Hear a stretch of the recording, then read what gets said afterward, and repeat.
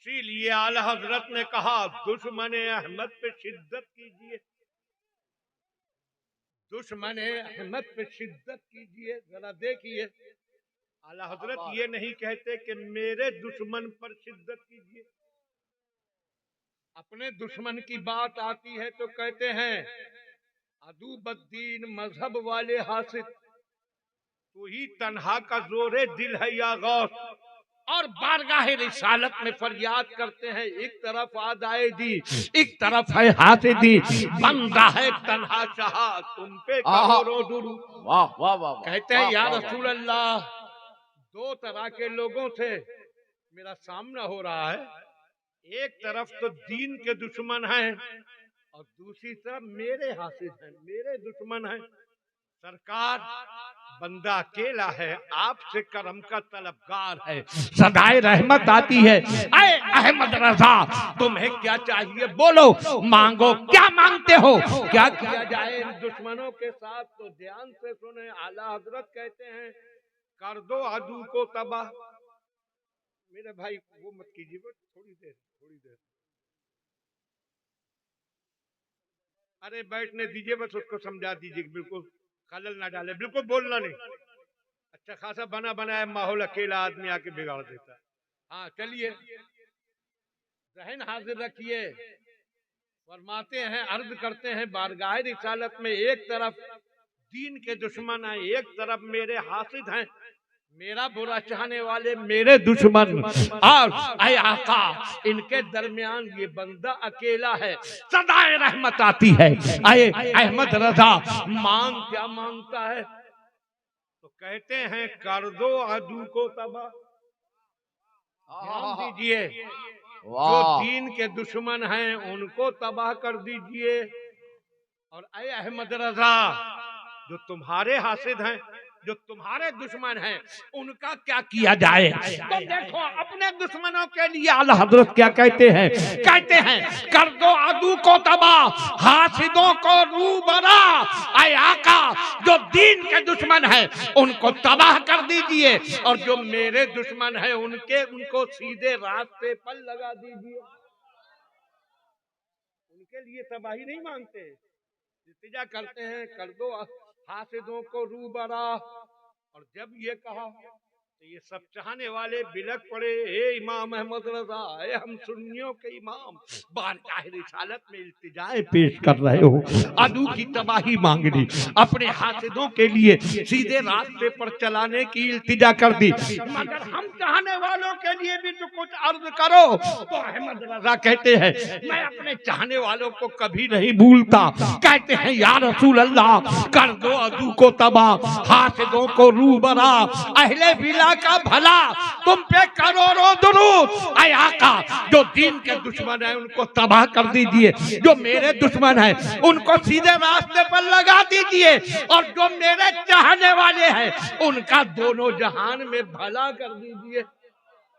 اہل بلا کا بھلا تو اپنے دشمنوں کے لیے تو مانگ رہے ہیں یہ کہ وہ سیدھے راستے پر چلنے لگے، مگر جو نبی کے دشمن ہیں اعلیٰ حضرت کے یہاں ان کے لیے کسی طرح کی کوئی گنجائش نہیں، وہ صاحب کہتے ہیں دشمن احمد پہ شدت کیجئے، جو نبی کے دشمن ہیں ان پر شدت کرو، ان پر سختی کرو، ان سے کوئی نرمی نہیں، ان سے کوئی محبت نہیں، ان سے کوئی میل جول نہیں، ان سے کوئی لگاؤ نہیں، دشمن احمد پہ شدت کیجئے، ملحدوں سے کیا مروت کیجئے، شرک ٹھہرے جس میں تعظیم حبیب، اس برے مذہب پہ لعنت کیجئے، غیر میں جل جائیں بے دینوں کے دل، یا رسول اللہ کی کثرت کیجئے۔ اعلیٰ حضرت کیوں نہ کہیں، جب قرآن پاک میں رب نے سورہ تبت یدا نازل کر کر سبق دے دیا جو نبی کا گستاخ ہے، قرآن میں بھی اس کی مذمت، یہی ابو لہب، اس نے بھرے خاندان میں علی کا مذاق اڑایا تھا، وہ تو مذاق اڑا کر جہنم کا حقدار ہوا،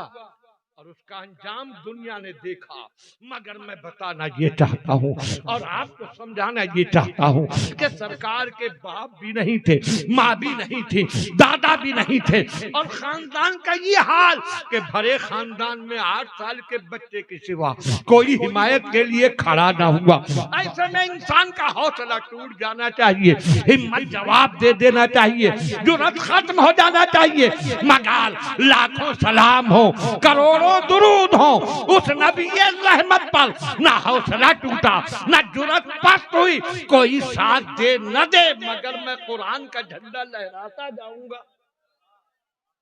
ایسے ماحول میں تنے تنہا قرآن کا چراغ لے کر کھڑے ہوئے، روشنی پھیلانا شروع کی، باطل نے ساری طاقتیں لگا دی، باطل پرستوں کی ساری قوتیں قرآن کو روکنے میں لگ گئی۔ قرآن آگے نہ بڑھے، اسلام آگے نہ بڑھے، نبی کا پیغام آگے نہ بڑھے۔ کیا نہیں کیا تھا ان باطل پرستوں نے؟ انہوں نے سرکار کے راستے میں کانٹے بچھائے، آپ کے پیچھے سیٹیاں بجائی، تالیاں پیٹی، آپ پر گندگی پھینکی، آپ پر پتھر برسائے، آپ کے چاہنے والوں کو ظلم و ستم کا نشانہ بنایا، مگر سارے باطل پرستوں کی ساری منصوبہ بندیاں ناکام ہوتی گئی اور قرآن کی روشنی پھیلتی گئی۔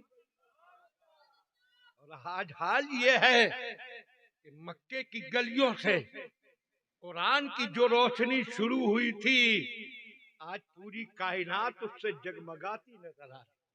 ہر طرف اس کا اجالا، اور گلی گلی اس کی تعلیم کے مدرسے، دنیا حیرت زدہ ہے۔ اتنی کوششوں کے بعد تو کسی چیز کو مٹا دیا جاتا ہے آسانی سے، مگر قرآن بڑھتا ہی گیا، پھیلتا ہی گیا، ساری کائنات پر چھا گیا۔ آخر کیوں؟ تو رب نے فرمایا اس لیے کہ اس کی حفاظت کرنے والا کوئی اور نہیں، فرماتا ہے اِنَّا نَحْنُ نَزَّلْنَا الذِّکْرَ وَإِنَّا لَهُ لَحَافِظُونَ، ہم نے قرآن نازل کیا ہے اور ہم ہی اس کی حفاظت کرنے والے ہیں۔